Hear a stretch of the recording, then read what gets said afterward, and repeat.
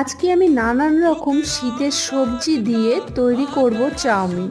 প্রথমে তো ভেজে নিলাম বিনস আর ফুলকপি। ভেজে নেওয়ার পর ভেজে নেব গাজর আর আলু।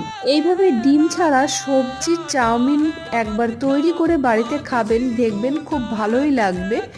ডিমের যে আষ্টে গন্ধটা লাগে সেটা ছাড়া এটা দিয়ে খুবই একটা টেস্টি রেসিপি হতে চলেছে।